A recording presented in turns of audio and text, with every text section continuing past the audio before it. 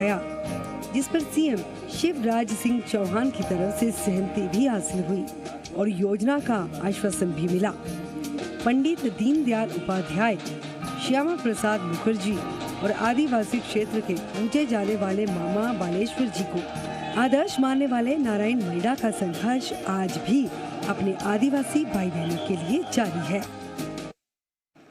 रतलाम, जिसकी पहचान है आदिवासी बहुल क्षेत्र ग्रुप में, जहां पे विकास की एक नई इबारत भी लिखी जा रही है, जिसमें जनप्रतिनिधियों का भी बहुत महत्वपूर्ण योगदान है। नारायण मैडा जी भी इसमें से एक हैं, जिनसे मध्य प्रदेश की बात करेंगे, चर्चा को आगे बढ़ाएंगे मेरे सहयोगी Asif Shaikh. Over to you Asif.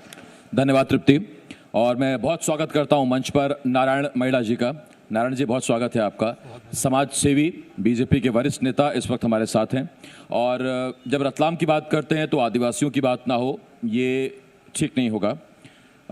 सबसे पहला सवाल नारायण जी मैं आपसे पूछना चाहता हूं, बहुत छोटी उम्र से आपने समाज सेवा में आप आए और आदिवासी भाई बहनों के लिए आपने काम करने की सोची, तो ये प्रेरणा कहाँ से मिली, ये सोच कहाँ से मिली आपको? चूँकि मेरा जो जीवन है एक गांव से, मेरे माता पिता मजदूरी करके, खेती करके, जब मुझे पहली क्लास में, गांव बल्लीखेड़ा का मैं रहने वाला हूं, तो वहां हमारे गुरुजी थे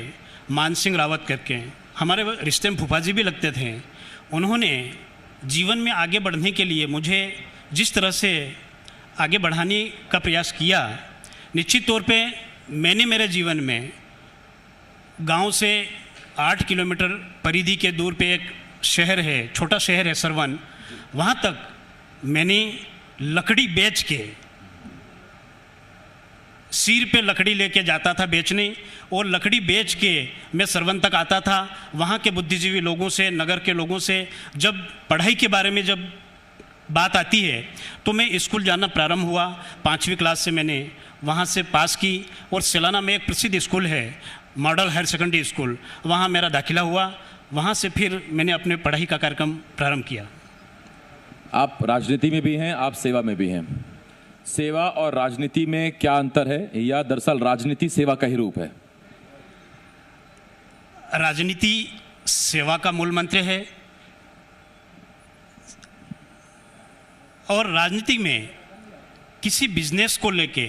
जो व्यक्ति आज के इस वर्तमान युग में, इस लोकतंत्र की धरती पे, लोग राजनीति को धंधा भी बना देते हैं, लेकिन हमने हमारी कम उम्र से लगा के अभी तक हमारा राजनीतिक जीवन, सेलाना विधानसभा से हम 3 बार विधानसभा चुनाव लड़े, और हमारे क्षेत्र में एक पूजनीय मामा बालेश्वर दयाल, जिनको गुजरात,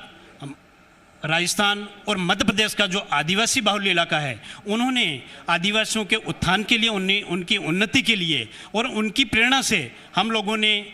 ये सीखा कि जीवन में आगे बढ़ने के लिए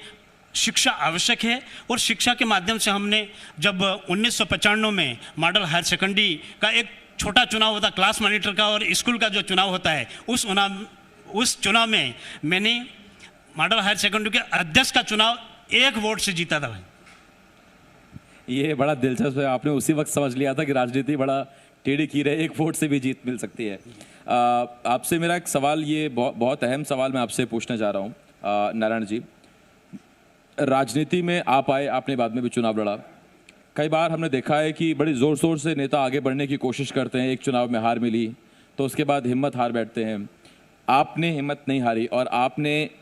माफ़ कीजिए, आपने ये सोचा कि सेवा तो जारी रहेगी, तो वो ताकत, वो हिम्मत, वो आत्मबल कहाँ से आया? चूँकि जब मैं मामा बालेश्वर दयाल जी के विचारों को और उनके सपनों को जानता था कि एक दबा हुआ समाज है, एक दबा हुआ व्यक्ति है, इस देश का अंतिम छोर का कोई व्यक्ति है, उसकी उन्नति के लिए लड़ना चाहिए। ऐसा कैसा, जब 2016 में जब मैं जिला पंचायत चुनाव लड़ा, तब मैं जनता दल यूनाइटेड से चुनाव लड़ा था, शरद यादव और नीतीश कुमार जी की पार्टी से। उस समय वहाँ की जनता ने जो मुझे स्नेह और आशीर्वाद दिया, अच्छे मतों से मैं चुनाव जीता। जस्ट बाद में जिला पंचायत अध्यक्ष का चुनाव होता है, उस चुनाव में भी मैंने अपनी ताकत और अपने किस्मत को आजमाया, क्योंकि वहाँ जब पहला चुनाव छात्र का अध्यक्ष का लड़ा था तब मैं 1 वोट से जीता था, और जब जिला पंचायत अध्यक्ष का चुनाव लड़ा तो मैं गोटी से चुनाव हारा, टाइप से चुनाव हारा। पूरे मध्य प्रदेश के इतिहास में मुझे ऐसा पहला अवसर मुझे ऐसा देखने को मिला। 12 मार्च का दिन था, उस दिन हमें गोटी से चुनाव हारा। और पंडित दीनदयाल उपाध्याय और श्यामा प्रसाद मुखर्जी के सपनों का जो भारत है, उनका जो सपना था, जब भारतीय जनता पार्टी में आया, जब मुझे जो ऊर्जा मिली, तो उनके सपनों का भारत वो चाहते थे कि एक देश का अंतिम पंक्ति का व्यक्ति इस देश की महत्वपूर्ण पंक्ति में कैसे जाके खड़ा हो, देश की पंक्ति में कैसे खड़ा हो। उनकी प्रेरणा उनके विचारों और मामा बालेश्वर दयाल जी के सपनों का, उन्हीं से उनकी ताकत, उनके द्वारा हमने उनके बारे में जो पढ़ा, उससे हमको ताकत, बल और ऊर्जा हमको मिली कि एक हिम्मत कभी नहीं हारना चाहिए। नारायण जी, मौजूदा सरकार, शिवराज सरकार, अभी हाल ही में सहरिया, भारिया और उन जनजातियों के लिए कई योजनाएं भी लेकर आई और आर्थिक स्थिति भी उनकी सुधारने की कोशिश कर रही है। ये जो जातियां हैं, सहरिया, भारिया और ये बाकी जातियां, क्या स्थिति आपको लगता है कि इनकी मध्य प्रदेश में अभी है और इनके उत्थान के लिए और क्या किया जाना बाकी है अभी? देखिए, मध्य प्रदेश सरकार अभी 8 दिन पहले माननीय शिवराज सिंह जी चौहान जी से हमारी जब भेंट हुई, सपने भेंट हुई सलाना विधानसभा के क्षेत्र के विकास को लेके, और उसमें हमने ये देखा कि उनका जो माननीय मुख्यमंत्री जी का जो सोचना है, जो इस विभिन्न प्रकार की कैटेगरी हैं, हम आदिवासी में जैसे मैं भील हूँ, बिलाला हैं, सहरिया हैं, ये पटलियाँ हैं, इस प्रकार की जो जातियाँ हैं, मध्य प्रदेश सरकार और माननीय मुख्यमंत्री जी बहुत चिंतित हैं उनके विकास के लिए, विशेषकर शिक्षा को और उनकी आत्मनिर्भरता। जैसे कृषि उनका महत्वपूर्ण धंधा है, तो अपार संभावना जो सिंचाई की है, यदि उसकी आत्मनिर्भरता बढ़ती है तो निश्चित है कि यह समाज आगे बढ़ेगा, ऐसा उनका सपना है। जैसे आत्मनिर्भर मध्य प्रदेश का, आत्मनिर्भर भारत का माननीय नरेंद्र मोदी जी का, ठीक उसी प्रकार से मध्य प्रदेश सरकार संकल्पित है कि आदिवासियों के उत्थान के लिए समय समय पे नई नई योजनाओं को बनाने के लिए और उन योजनाओं को बेसिकली उसके क्रियान्वयन के लिए। नारायण जी, आदिवासी इलाकों में कोरोना पहली लहर में तो इतना उसने इफेक्ट नहीं किया था और उसकी वजह ये थी कि बहुत ज़्यादा आबादी नहीं है, घनत्व उतना नहीं है, लोग फैले फैले रहते हैं और आइसोलेट रहते हैं अमूमन। लेकिन जब सेकेंड वेव आई तो उस वक्त कोरोना काल में उन आदिवासी परिवारों, उस समाज की मदद भारतीय जनता पार्टी ने कैसे की और खुद नारायण मैडा ने कैसे की? कोरोना काल में, पिछले साल भी कोरोना काल आया, हम लोगों ने, हमारी एक वनवासी कल्याण परिषद की टीम भी रही है, भारतीय जनता पार्टी की टीम रही, ऐसे कई आनुषंगिक जो संगठन, सामाजिक संगठन है, सब लोगों ने मिलके, मैंने स्वयं ने कम से कम 1 माह तक, जहां राशन, गए साल बहुत दिक्कत आई थी, राशन के बारे में बहुत दिक्कतें आई, लोग अन्य राज्यों में मजदूरी के लिए गए, काफ़ी लोगों को परेशानी आई। हम लोगों ने, जहां हम लोग, जैसे राजस्थान हमारा एक क्षेत्र पड़ता है, बॉर्डर पड़ती है, वहां लोगों की मदद करी। गुजरात के इलाके में हमारी टीम, जैसे कुशलगढ़ पड़ता है, गुजरात लग गया उधर, वहां हम लोगों ने मदद करी। मध्य प्रदेश के